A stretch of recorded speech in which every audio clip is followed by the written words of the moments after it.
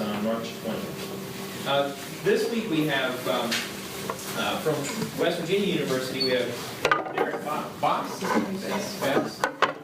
He has a bachelor's degree in electrical engineering from Michigan Technical University up in the Upper Peninsula, so you probably think it's pretty boring here.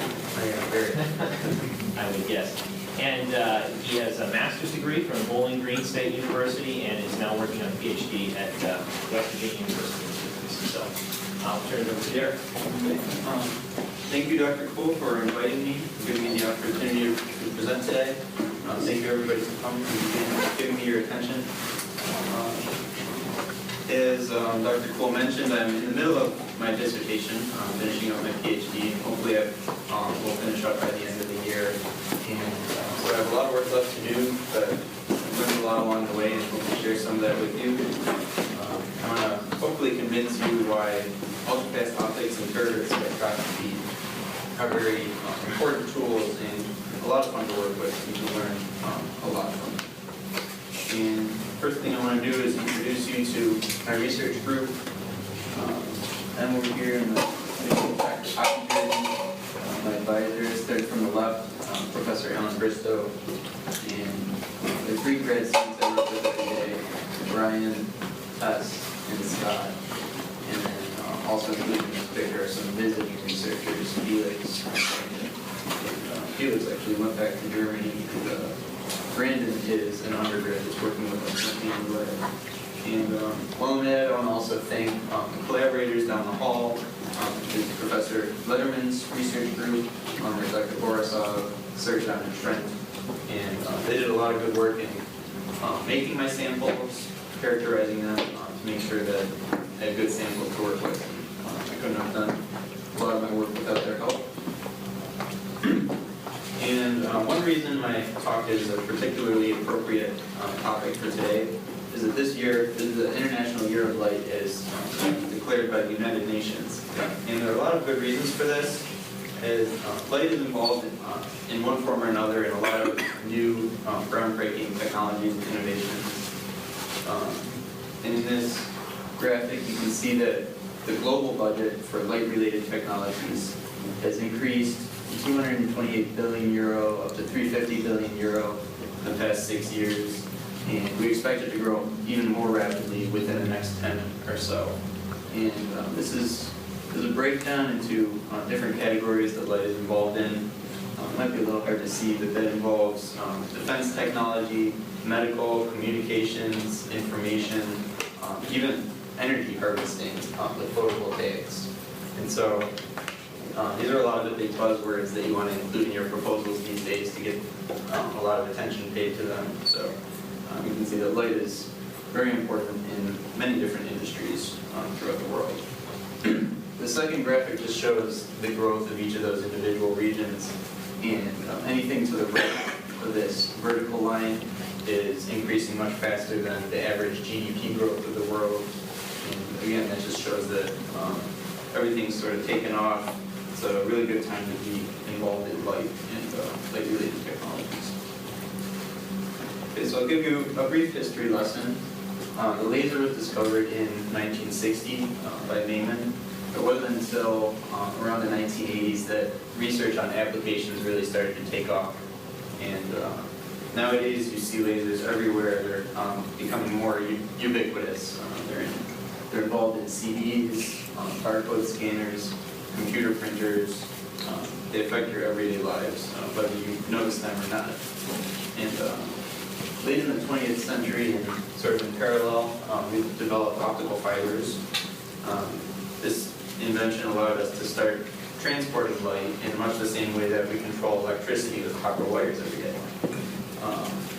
That innovation made the internet possible, so we have optical fibers to thank for the internet, which I'm sure you all experience the effects of every day. And research and development continued. We eventually came up with photonic bandgap materials, photonic crystal fibers, metamaterials, and all these are things that allow us to control light and manipulate it in a similar way that we do with electricity in our electronic components in computers. And these These innovations allowed us to develop switches, transistors, diodes, all with light instead of electricity. And they're all things that are required to replace electricity with light to build better, faster, and more efficient devices. And this is sort of the foundation of my research, because stuff like this is what I'm working on, trying to develop materials that would be good for that.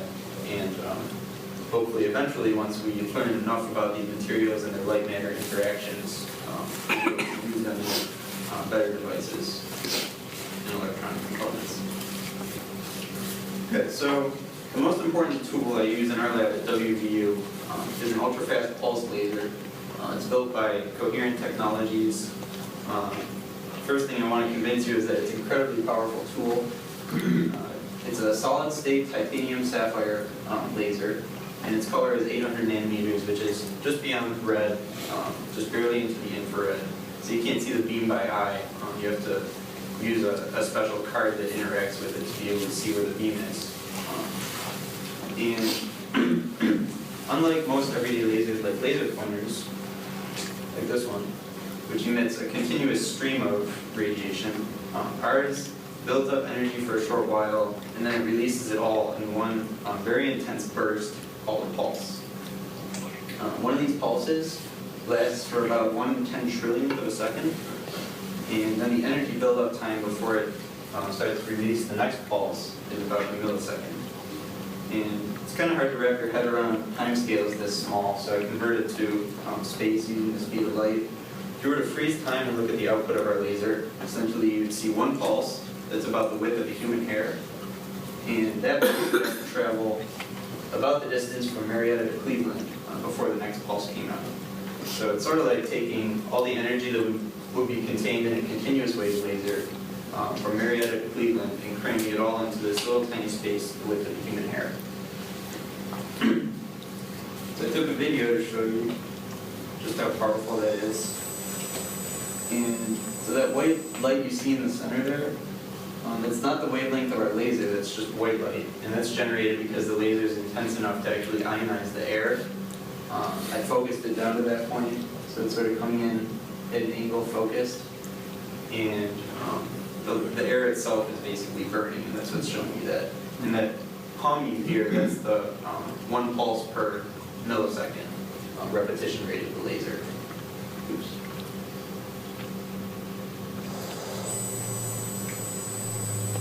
And then if we put a piece of aluminum into the beam, you can see just how powerful that is. And actually leaves marks in the aluminum that burns it. And we don't use our laser for industrial machine purposes, but the same model is actually sold to companies who do. So there's enough energy in that to be able to take aluminum and machine it, actually. So since I'm primarily interested in light-matter interactions, I'm going to spend a little time explaining how light interacts with matter exactly. And the primary driving force behind these interactions is the Coulomb force, charge times electric field. And that causes negative charges to move in one direction and positive charges move in the other direction. Something like so. And in most materials I work with, the positive charges are like nuclei compared to electrons, so they're much more massive, and therefore they don't move much. So that's why I showed just the negative charges moving. It's an approximation we usually make. And anytime positive and negative charges move apart from each other, they create a polarization. In the simplest interactions, polarization is linear proportional to the electric field. If you do a Taylor expansion, you begin to see more interesting nonlinear terms involved. And those terms are why you need such a powerful laser. By packing all your laser energy into a very tiny, intense pulse, you get all kinds of cool nonlinear effects that would be negligible otherwise. To give you a little more insight, I wanted to give a brief introduction to band structures for those of you who aren't familiar or who haven't thought about it in a while. And this is a schematic of a typical semiconductor like gallium arsenide as an example. And fundamentally what it tells you is the distribution of charged particles within the material. Without going into too much detail, the bottom, this bottom shaded area is a parabolic band. It's filled with electrons that have a given momentum and energy. And the way I've shown it here, it describes an insulating material. Because all these electrons fill local orbitals, they're bound to atoms, like in this picture, and there's no room for them to move around throughout the material. So it's like rubber or plastic or any insulating material. And the Fermi energy shown here represents equilibrium at room temperature. So without some outside source of energy, electrons can't jump above that energy level.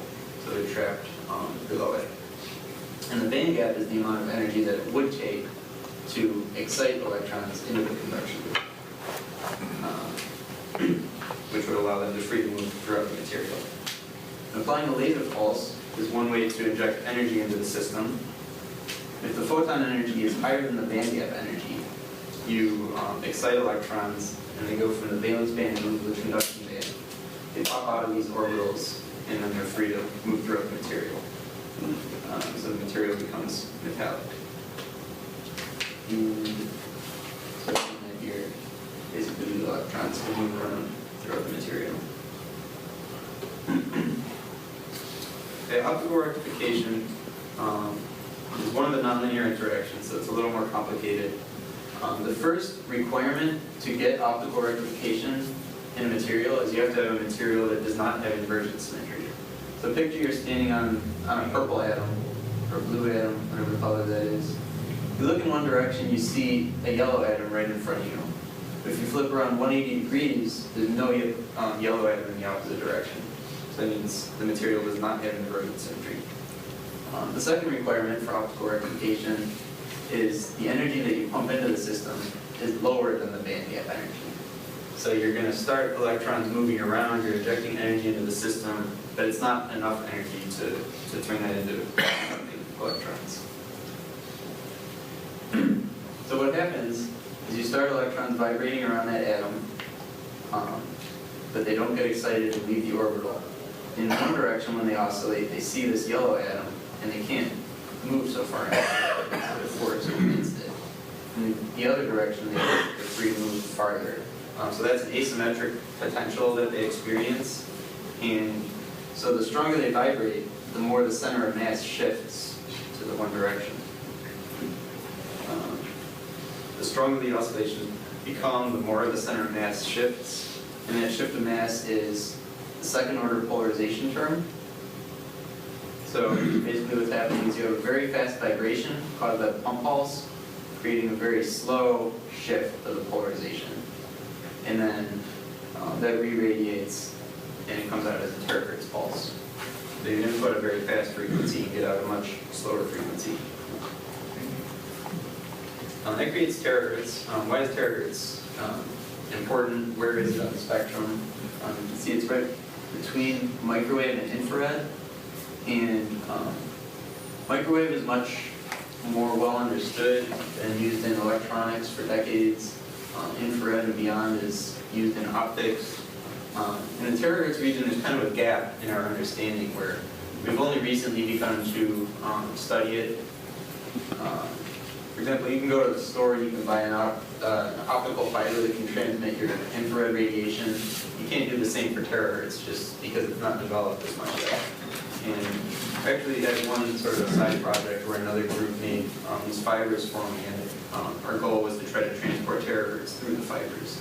And that could be something that might one day go into industry, but it's a project that's still under development. So terahertz generation in our lab, we do optical rectification, which I've just described, in a crystal called zinc germanium phosphide. Joe Rowley, who used to work in my group and graduated before me, did a very extensive study on this crystal, along with a few others that are generally used to generate terahertz. And we determined that that's a very efficient crystal for our uses. Gives us a nice bandwidth and a nice efficiency. And so we use that, and when we pump a ZGP crystal, it emits terahertz in a cone-like shape. And then we collect it with these curved parabolic mirrors. So we collimate it and then refocus it into our detection system. And I won't go into the details of that, but essentially what it does is it detects that terahertz and reads it out as an electric field. And what's actually being detected is the derivative of the polarization. So the polarization is electrons shifting in one direction and then slowly relaxing back to equilibrium. As you go up and then down, the derivative goes positive and then negative, and that's why we see that there. These wiggles along the other side, it looks like a bunch of random noise. If you compare it to this, you can see that there is an actual signal there, and it's important. And it comes about because there's a lot of water in the air, and just from the humidity. And water very strongly absorbs terahertz at a few different frequencies. And so that can present challenges in the lab. So in certain cases, if that is a restriction for us, we need to cover our experiment and pump nitrogen through it. And if you pump nitrogen into a chamber, it's going to shift out all the humidity, and you hopefully get those oscillations to die down. If you transform this using a Fourier transform from the time domain to the frequency domain, you can see that we usually work with about 0.5 terahertz up to about 2.5 terahertz. So what good is terahertz? It's used in a lot of applications already, and still under development, of course.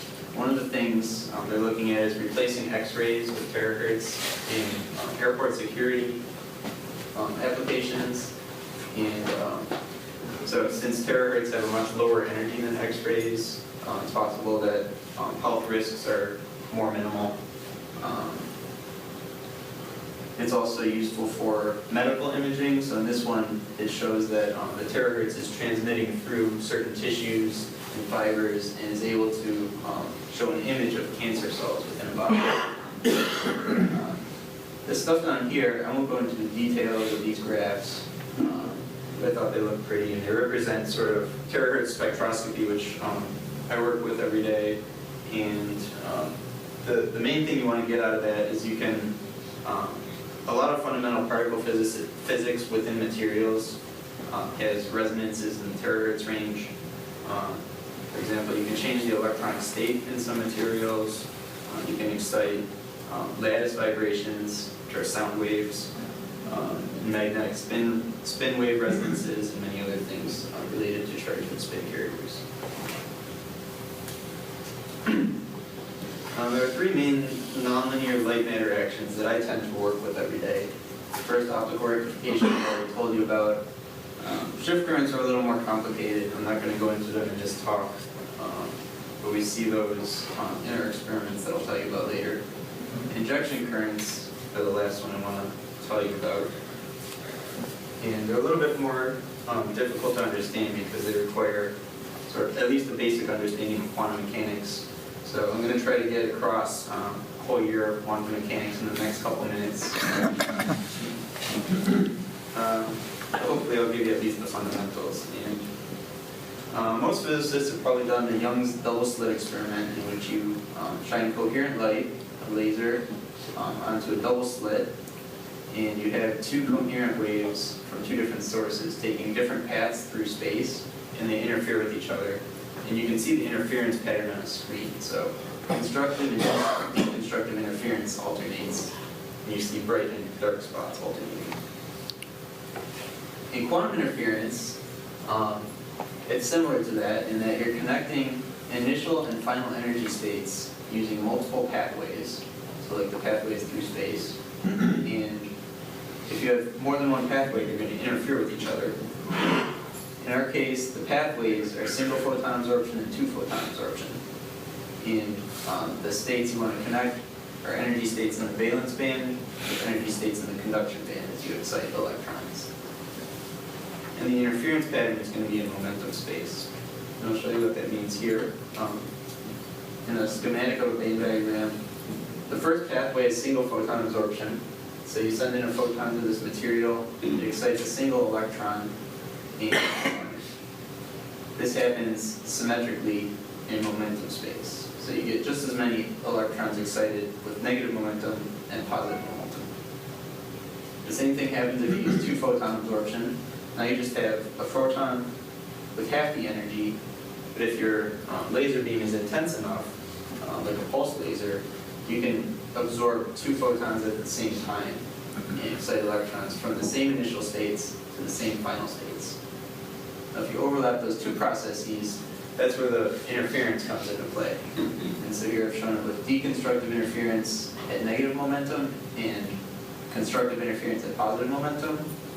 And a material that you pump with these 2 light waves, where one is double the energy of the other, that results in basically a current going in one direction. This equation describes the current. It's just the electric fields of the light. This matrix is a fourth ring tensor that describes the material itself. And the key feature to take out of this equation is that the current is proportional to the sign of the relative phase between the 2 beams. So what does that mean? You shift one beam in time, something like this, and you get the maxima to change where they line up with other maxima or minima, and that's changing the relative phase. And that'll change the current from going maximum to the right, and then to the left, and back again, and it should oscillate as you change that phase. Okay, so this is some pretty data I took using all this, injecting my samples with that carefully designed 2-color pump. And along the horizontal axis, you see a single cycle terahertz trace that goes up and then down again, as shown here. And that's creating a polarization going in one direction and then relaxing down back to equilibrium. And as you look along the vertical axis, you see the effect of changing the relative phase between the 2 beams. So the current goes positive to negative and back again. And we have similar scans like this with all my samples. Samples of different thicknesses. And so now I want to get into how I accomplish all this. This is my optics table. It looks like a big mess, but I assure you that everything on here is put in there with a lot of thought behind it. To give you the fundamentals of what it does, Even the scissors. the scissors are there, yeah, the scissors are important. So, I'll give you an introduction to some of the different components I work with. That's how you cut up the pulses. Yeah. The first and probably most prevalent that I use is mirrors, just to direct the beam to where I want it. And everybody knows how that works. We have polarization optics. So if we want to change vertical polarization to horizontal polarization, or anything in between, or we can get circular polarization or elliptical. We have all kinds of stuff for that. We have color filters that allow us to put 2 different colors in and either reflect or absorb one color while transmitting the other. We have lenses, and so we focus the beam down to a point, and this is a very good way to change the intensity of the beam. So if you picture like the full power of the beam in a 3-centimeter diameter incident on our sample, maybe it won't do much, but then if we focus all that energy down to a 1 millimeter diameter, that'll have a much different effect on our material. So that's one thing we use lenses for. We also have neutral density filters. Those act sort of in the opposite way. They simply attenuate the beam without changing anything else about it. So that's not everything I use, but it represents a good majority of these components. And I'll give you some specifics on this highlighted area. This box over here to the right is called an optical parametric amplifier, and that's where our beam comes out of, and then it goes throughout this system. And I've simplified it in a schematic diagram that should make it a little bit easier to digest. The beam, it starts off as 800 nanometers, but when it goes through that optical parametric amplifier that I just showed, we can change the wavelength. We can change it anywhere from 1100 nanometers to 2500 nanometers, so a good range in the infrared that we can cover. What I used for these experiments was 1540, which is a common wavelength that's used in a lot of telecommunications applications. We get about 200 milliwatts of power out of that. We then send that beam into a nonlinear crystal. Essentially what that does is it takes in 2 photons at the same time, it absorbs them, and then it re-emits a single photon that has double the energy, which means double the frequency. So you send one color in and you get two different colors out, both black. And one convenient thing about this nonlinear crystal is that the second color that comes out happens to be the perpendicular polarization to the first color. So we can use something called a polarizing beam cube, which transmits one polarization and reflects the other polarization. But in the long run, we want both polarizations to be the same. So the second one we can rotate back to the original using a half-wave plate placed at the right angle in our setup. And then we have this pair of glass wedges, and we translate one with respect to the other, and it acts as a delay stage that has a very fine, small effect on the adjustment. So basically what it does is it shifts one pulse relative to the other in time. Something like that.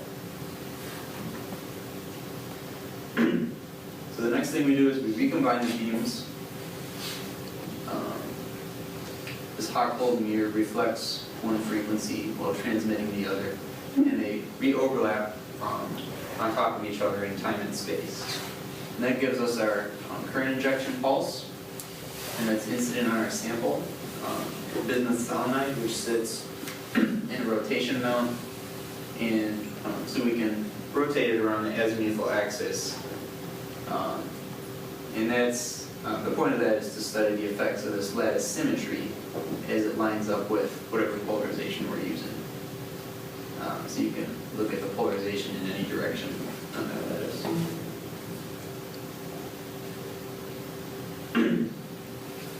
Okay, so that's our pump. In the area over here, you can see, if you look there, there's a shiny curved mirror, and that's one of the parabolic terahertz collection mirrors that I talked about earlier. We have two of those, and these are detectors. This is a pair of photodiodes, and so this is all just the terahertz collection system, which I talked about earlier.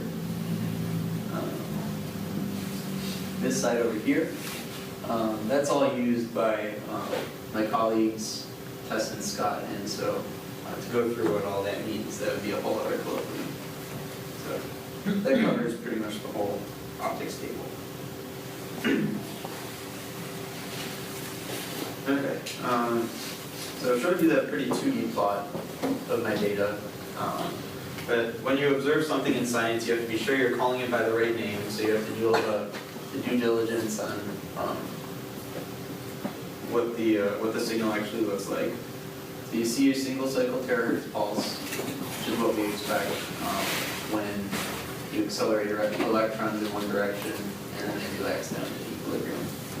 And changing the relative phase gives you a sine wave that lasts for a very long time. So that's what we expect to see as well. And then we do a power dependence on each of the beams individually. So we hold one beam constant while changing the power of the other.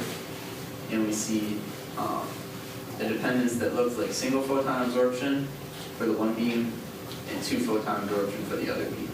And that's exactly what we expect from theory, from the theory of current injection, which has been done in the past in detail on gallium arsenide and silicon, so there's probably some other materials as well. But that all checks out. And I want to dwell on that for a moment with a kind of a boring slide just to emphasize that what we can do here is just sit our sample in a rotation mount with no metal contacts required. Metal contacts can give you problems sometimes in that they change the properties of your material. So if you want to measure something in a material but you have contacts on it, you might not be measuring what you think you're measuring. So just by shining a laser beam on our sample, we can produce electrical currents in our sample. And we can control the strength of the currents and the direction on ultrafast timescales. So this is really interesting and a useful way to study materials. So now I'll talk a little bit about my samples specifically. Why do we care about bismuth selenide? my advisor created this graphic that sort of covers all the bases, the big topics that you want to be aware of when you're creating versatile electronic devices with new materials. For example, materials with good thermal and photonic properties can be used to create photothermal devices. And it just happens that bismuth selenide has pretty good properties in all three of these regions. For example, I saw a study that they did where they used a high Seebeck coefficient, which is a very good thermal property of bismuth selenide, to convert light into heat and use that to target cancer cells in mice. And so there are applications in that. But the area I work with is more this bottom region, because our lab is set up to study photonic and spintronic properties. As far as photonics is concerned, our material has a pretty convenient band gap.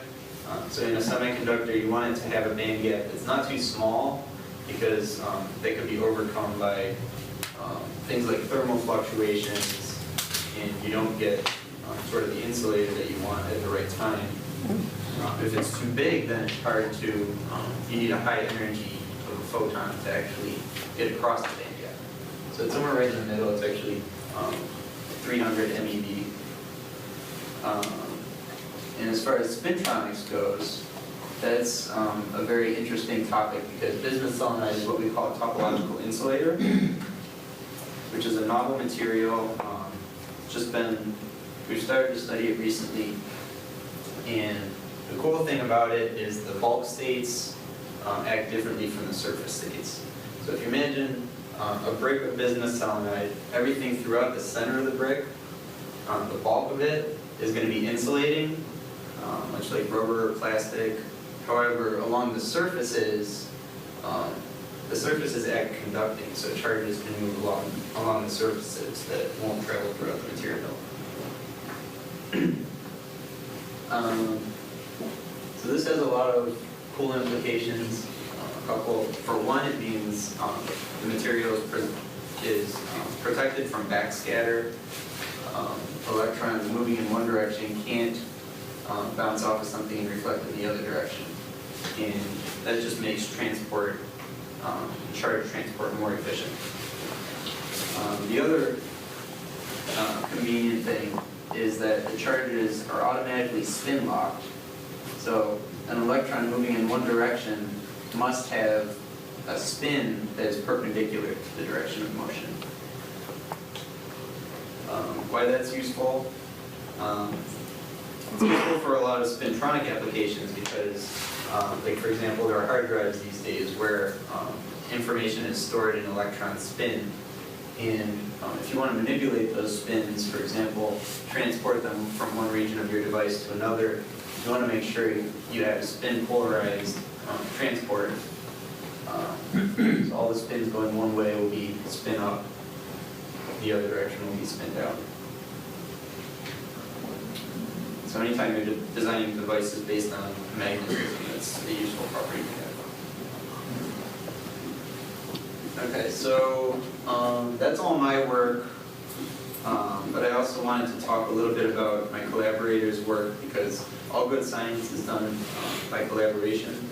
So the people down the hall that grew the samples for me, a little bit of things that went into that is, so first when they grew the sample, they start with a sapphire substrate and they deposit single atoms of bismuth and selenium, layer by layer, atom by atom. And while that's going on, they do read measurements, which essentially means they're bombarding the sample with electrons in a certain direction, and they reflect off, and they detect how many electrons come off at a specific angle. So when one layer is complete, the sample is very smooth, like a mirror, and you have all the reflections come off in the same direction, and that gives you a high signal. However, in the middle of a layer, you have sort of atoms scattered around, and the surface is rough. So the signal coming off goes down as there's more scatter from the bouncing off electrons. So using this, they're basically able to tell while the growth is going on, when we've finished a layer and how many layers we have. So if they want to build a 10 layer sample, they go until this point and stop. Another measurement they do is XRR, which is similar except now they're replacing electrons with X-rays. And this is done after the sample is already fully grown. And they fit it with this curve, and that allows them to tell us exactly how thick a layer is. So in our samples, one layer happens to be 1 nanometer thick, which is a very convenient number. You can use those interchangeably. The number of layers is the number of nanometers. XRD is, again, similar to XRR, except now the electrons, instead of coming in at a glancing angle, are coming in at a much sharper angle. And so they can penetrate deep into the sample. And when you adjust the angle of that, you get peaks along different high symmetry planes. So that allows you to construct a model of the 3D, how the lattice looks in the sample.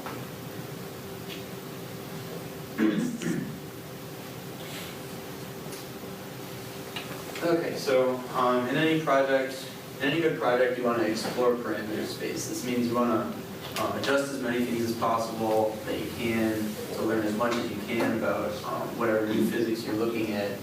And these are just a couple things I did. And I'm not going to go into too much detail, but we adjust the angle of the sample, which I've shown you. You can rotate the sample within its mount. And we show the symmetry of the terahertz that is radiated off the sample. And we have samples of various thicknesses. They built us 6 layer all the way up to 40 layer samples. And the reason that dependence is important is, so I've said that the surface states have different properties. The top surface is going to conduct with spins in one direction.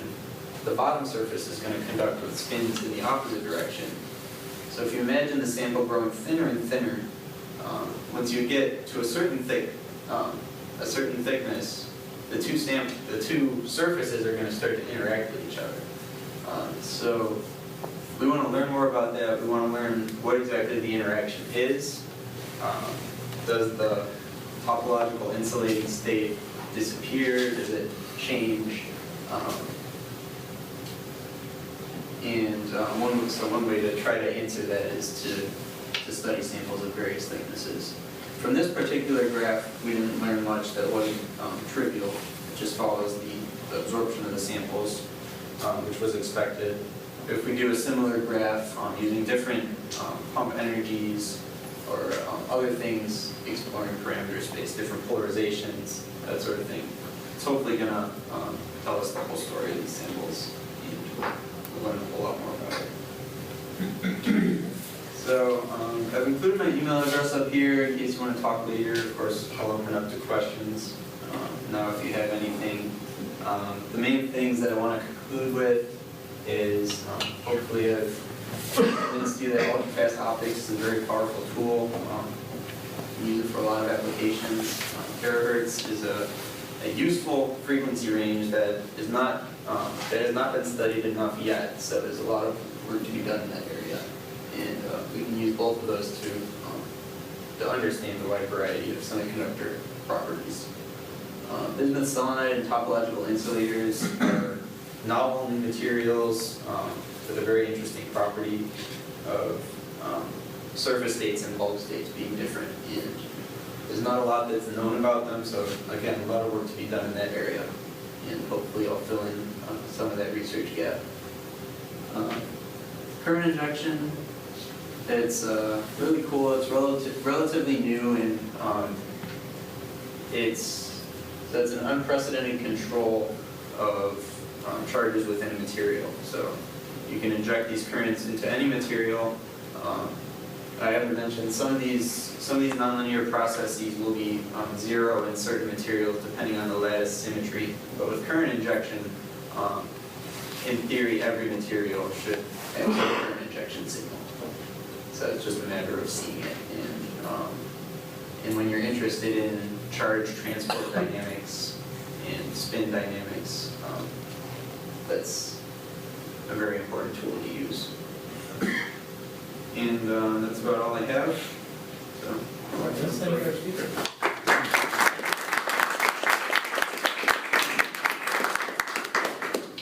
We have time for questions.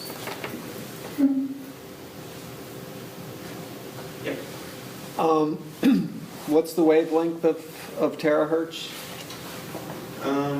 It's 10 to the 12th hertz, which is, I don't know, in my head, but there you go. 10 to the minus 3, 10 to the minus 4, about, Okay, millimeter. just between microwave and infrared. Okay.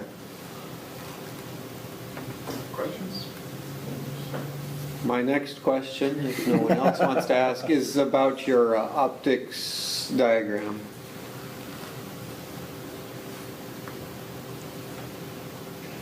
Yeah, that one. So what you've got there is a Mach-Zehnder interferometer, basically.